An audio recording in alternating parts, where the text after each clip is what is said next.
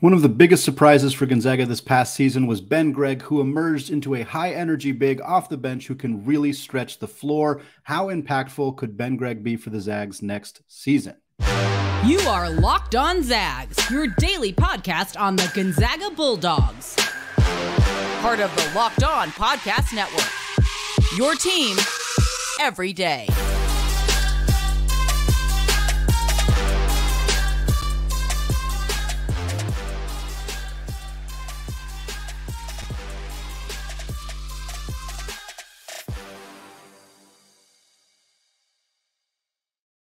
What is going on, y'all? Welcome to the Locked On Zags podcast, part of the Locked On Podcast Network, your team every day. I'm your host and longtime Gonzaga podcaster, Andy Patton, here to give you news and updates on all things Zag athletics. Today is our first kind of official season in review episode. We've done a handful of them when players have entered the transfer portal and players have declared for the NBA draft, and we kind of give them their flowers and their hurrah onward. But what I've done with these in the past, those of you who are not only everyday listeners, but long-time everyday listeners may recall these episodes from last season at the end of the year where we discuss how the player's overall history, we discuss their best and worst case scenarios. And so what we're going to do today is we're going to play a clip from my episode back in October where I gave you my best and worst case scenarios for Ben Gregg. And then we're going to talk about how he did as compared to those best and worst case scenarios that we laid out. We're going to end the show talking about what we think Ben Gregg's role might look like next season. But we're going to start just talking about who Ben Gregg is and how we got to this point. For those of you who do not remember, Ben Gregg was a top 100 recruit in the class of 2020. He came in at number 86 on 24/7 Sports' rankings. He wasn't really on Gonzaga's radar for very long before he committed. I believe the story was that the Zags were still recruiting Chet Holmgren, of course, at the time. They were also recruiting Paolo Banchero at the time, which, man, that could have been something. When Banchero ultimately decided to go to Duke, or at least when he decided to not go to Gonzaga, it was shortly after that Gonzaga extended an offer to Ben Gregg.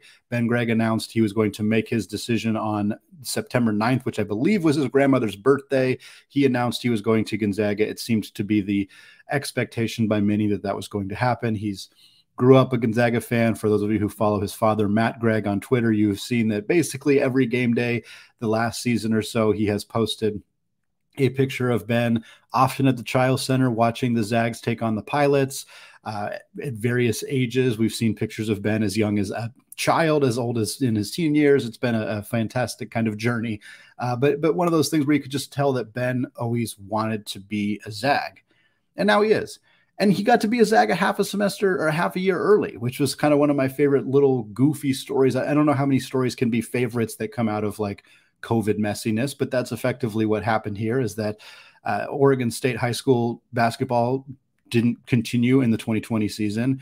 And Ben Gregg, who went to Clackamas High School, wasn't able to complete his basketball season. So he graduated early from Clackamas, was able to start at Gonzaga a semester early. So even though his freshman year was the 2021-22 season, Ben played 18 games for the Zags in the 2020-2021 season as a pre-freshman. He was technically a freshman, but I kind of like to use the term pre-freshman because it almost didn't count. COVID was so weird, and they kind of, I like what they did here. I appreciate that they gave him an opportunity to, hey, you don't get a chance to play basketball in high school, graduate early. I mean, you got to graduate first. We're not going to put you in college before you're done with high school, but if you do that, you're here. And for Ben, what an incredible experience to get an opportunity to join a team in the middle of the year, a team that had a tremendous season. He got to be, on the sideline for a national championship game when he should have still been in high school. Like, that's an extremely cool accomplishment. We didn't see much from Ben in that year, nor did we expect to, nor should we have, quite honestly. He wasn't necessarily ready to be a contributor, but he did get in 18 games. He played 55 total minutes. He scored 14 points, had 18 rebounds, and went 2 of 8 from deep. So we saw glimpses. It was all in garbage time, as you would expect it to be. But still, for him to get that opportunity as a effectively high school senior was extremely cool that was able to work out the way that it did. Unfortunate why, but cool nonetheless that it happened. And then Ben, in his actual freshman year, in the 2021-22 season, we just didn't see much of him. He didn't have much of a role. He was behind Drew Timme, one of the greatest players in college basketball history, certainly one of the best Zags of all time. He was behind Chet Holmgren, a true one-and-done superstar, an elite unicorn-style basketball player. He was behind Anton Watson, who, of course, emerged into a really, really highly useful offensive and defensive force for the Zags this past season, who was still a defensive juggernaut even that year previously. The Zags have run 4 big rotations in the past, but lately we have seen it kind of dip down to 3. And that year in particular, Ben Gregg probably was the 4th big, but in years past, the 4th big might play 8 to 10 minutes per game and might have a consistent nightly role. And in this year, Ben Gregg as the 4th big, he played 107 minutes total. And they were basically all in garbage time. The Zags just ran with Chet and ran with Drew and ran with Anton, and that was all they really needed for that front court on that 21-22 team. But we still got to see a little bit more from Ben. He played, like I said, 107 minutes, 2.5 points per game, 2 boards, shot 30.8% from 3. That was 4 of 13 from the field. So again, not a sample size that's really worth taking too much analysis out of. We knew that Ben Gregg was going to emerge as a good 3-point shooter. We didn't really see that in those first tiny sample sizes. We, of course, saw it much more last year. And at the time coming into the year, and we'll talk about that more in the second segment as we do we listened to Andy from the past and what he had to say in October about Ben Gregg, but he kind of came into this year without a ton of expectation. It was unclear even if he was going to have playing time over Kaden Perry, who, of course, did not play this past season because of an injury. At the time, it wasn't clear what that was going to look like. Efton Reid coming in certainly seemed like the likelihood of Ben Gregg being the 4th or even 5th big coming into the season felt pretty high. Felt high. Drew Timme, Anton Watson, Efton Reid all felt like they were going to be ahead of Ben Gregg on the depth chart. Kaden Perry was unclear. We didn't think that Braden Huff was necessarily going to play over him, but it wasn't at the time. It wasn't clear if Braden Huff was going to redshirt or not. Of course, he ultimately did end up redshirting. And then what happened is shortly into the season, Ben Gregg earned his playing time. He moved past Efton Reid and he started playing more minutes. It really took a big turn in the 5th game of the season against Purdue. He had 9 points, 2 boards, 2 blocks in 9 minutes, also 5 fouls. That's not like this huge jaw-dropping breakout game necessarily, but it was very impactful to do that against Purdue, who of course ended up spending a huge chunk of the season as the #1 team in the country. For this relatively unknown kid to come in and drop 9 points and block 2 shots in just 9 minutes was tremendous. That was kind of the point where he took over as the 3rd big. From that point forward, if you compare his minutes to Efton Reid's minutes, it's very clear what happened. He then had an even bigger breakout game a few weeks later. This one was against Northern Illinois, certainly not as high quality of an opponent as Purdue, but he had 18 points, 7 boards, and 3 steals. That is a monstrous game off the bench, 6 of 11 from the field in that one. And by the time we rolled into league play, Ben Gregg was cemented in a role. Throughout conference play, this is not including the conference tournament, just regular season conference play, Ben Gregg averaged 5.5 points, 3.2 boards, just under 1 assist. He played exactly 12 minutes per game. That was his role. 10 to 15 minutes per night, give you a couple points, give you a couple boards, shoot efficiently from the field, which he did on 2-pointers during regular season conference play, 62.5%. 62.5%. That is unbelievable production from a guy who was kind of touted as a stretch 4, more of a 3-point shooter than anything else. He shot 33% in the regular season. He shot better than that outside of the regular season. So we saw a kid who was efficient around the rim, who was a dead-eye outside shooter, especially for a kid his size. He did it against everybody. We talked about doing it against Purdue. Sure, he did against Northern Illinois, but guess what? He had 6 points and 7 boards against UConn. There are not a whole lot of people who played well in that game against UConn. Ben Gregg hit a pair of threes coming off the bench, grabbed 7 rebounds. What a story for Ben Gregg. And he continues to follow the Gonzaga development plan. And that's kind of what I want to talk about in the second segment. We're going to listen to my segment from October, Andy from the past. For those of you on YouTube, you get to watch a different clip of me from back then talking about what we projected for the best case and the worst case scenarios for Ben Gregg, whether he hit those or not. And then, of course, we're going to close out the show looking at his future as well. But before we do any of that, today's episode of the Locked On Zags podcast is brought to you by FanDuel Sportsbook. Grand slams, no-hitters, and double plays are back.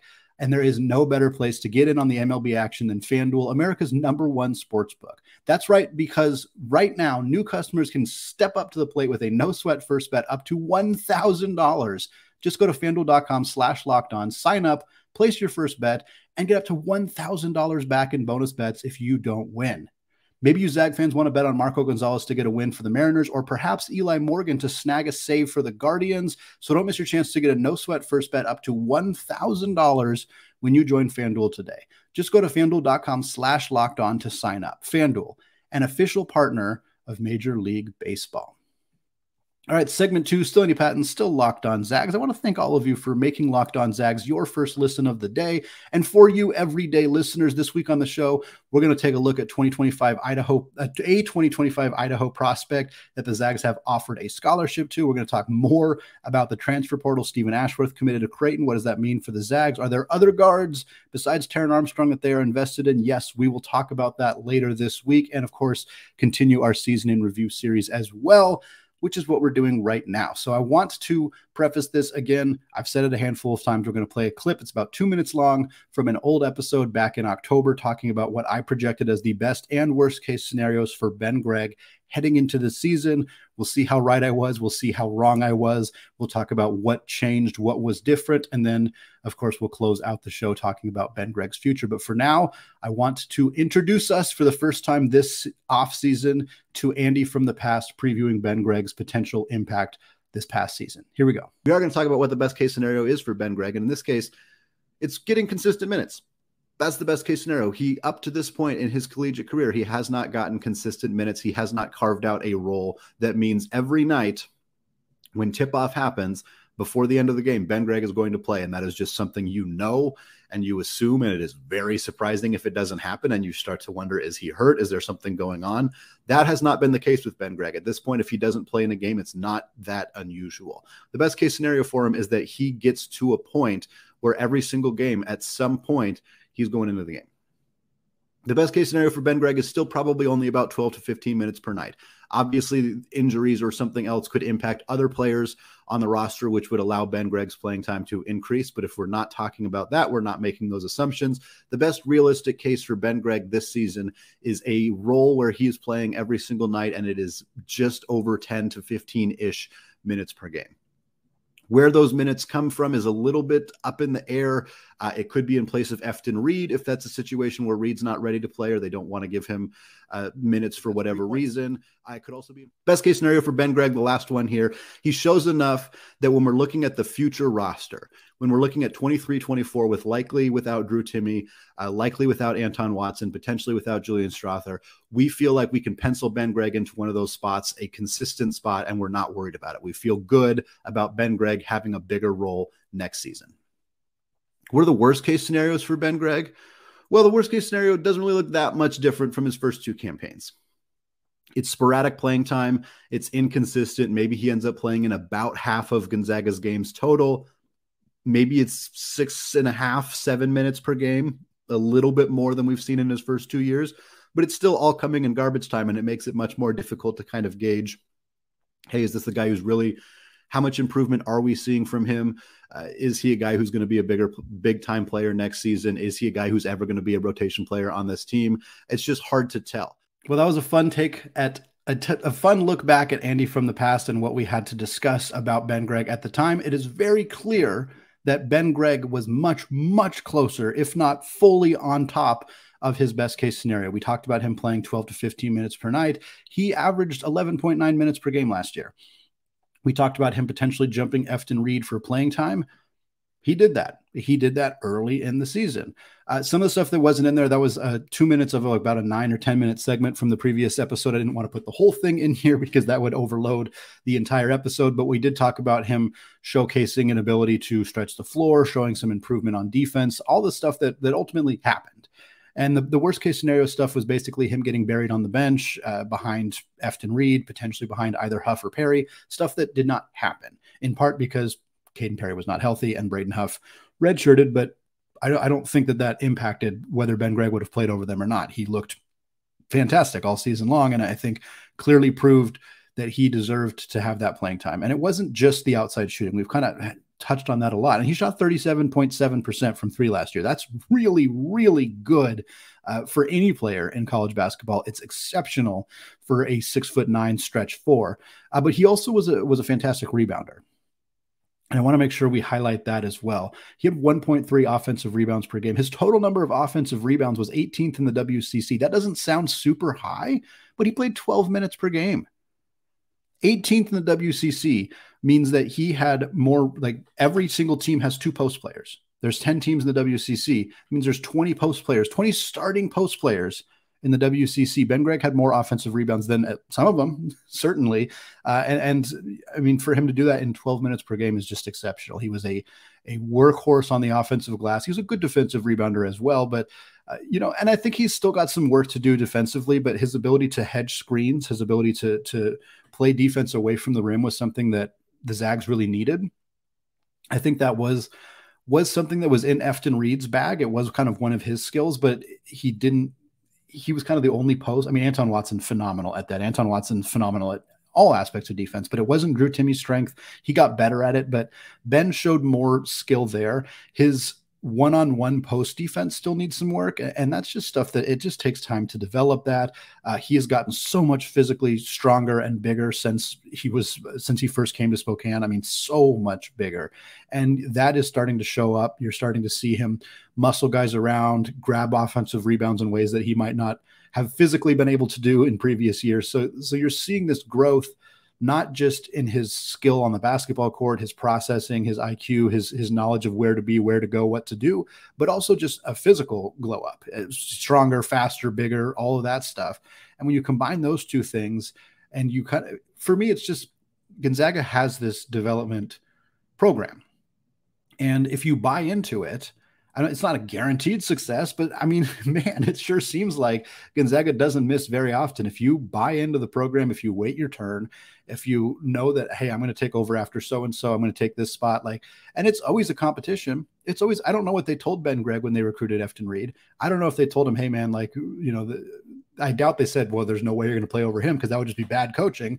But I imagine there was some level of competition or some level of conversation about, hey, you got a little bit more competition for playing time now, so you got to prove it. And they were very willing to give him that opportunity if he did. And I mean, it only took a few games.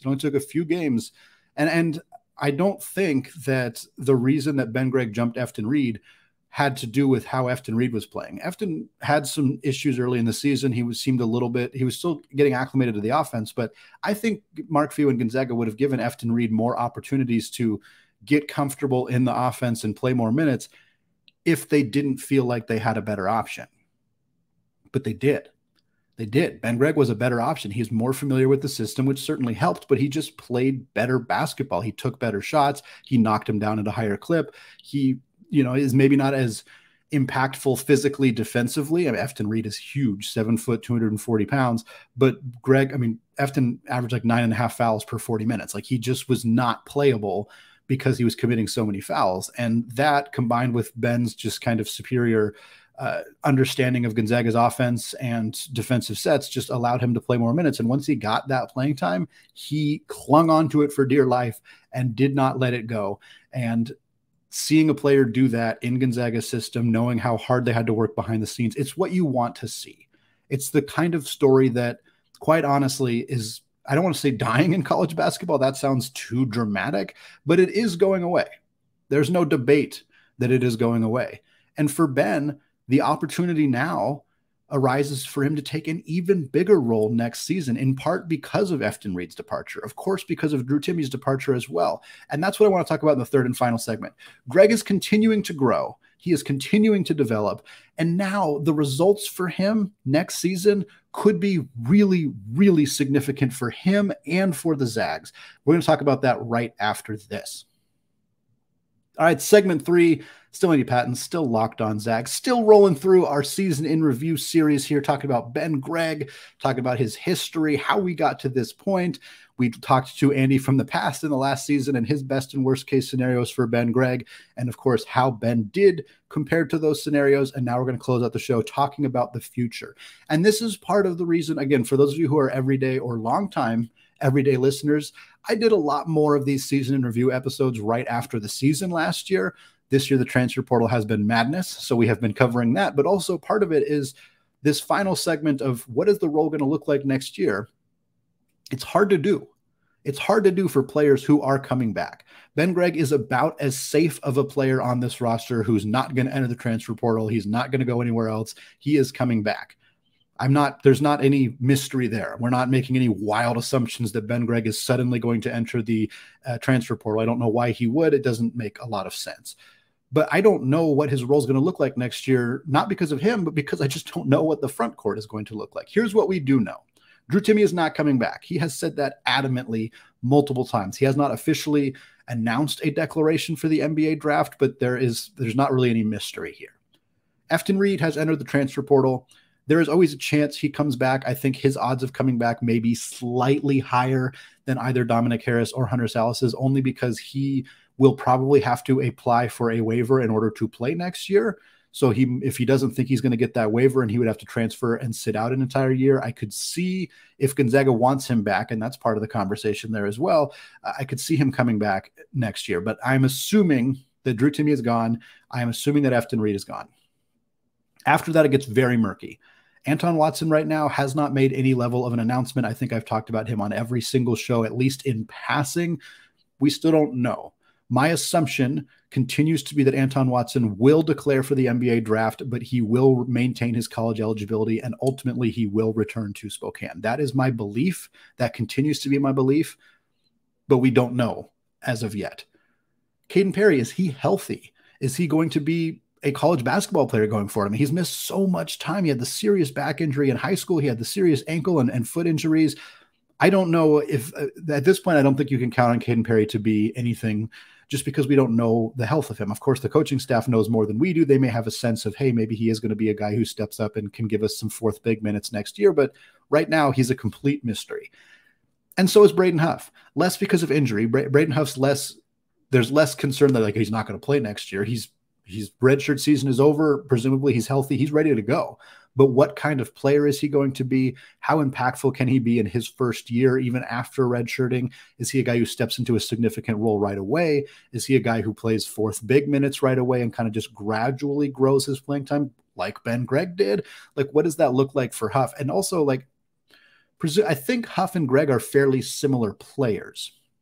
They're stretch fours. They're not rim protectors. They're more outside shooters types. That's kind of the description we've gotten of Braden Huff. That's what scouts have said about Braden Huff coming out of high school. We haven't seen him much yet. So that's an interesting dynamic here as well. Right now, on April 18th, as I'm recording this podcast, I believe the starting 4 and 5 for Gonzaga next year will be Anton Watson and Ben Gregg. That is because they have not made an addition in the front court yet. Anton Watson at the 5 is your low post scorer.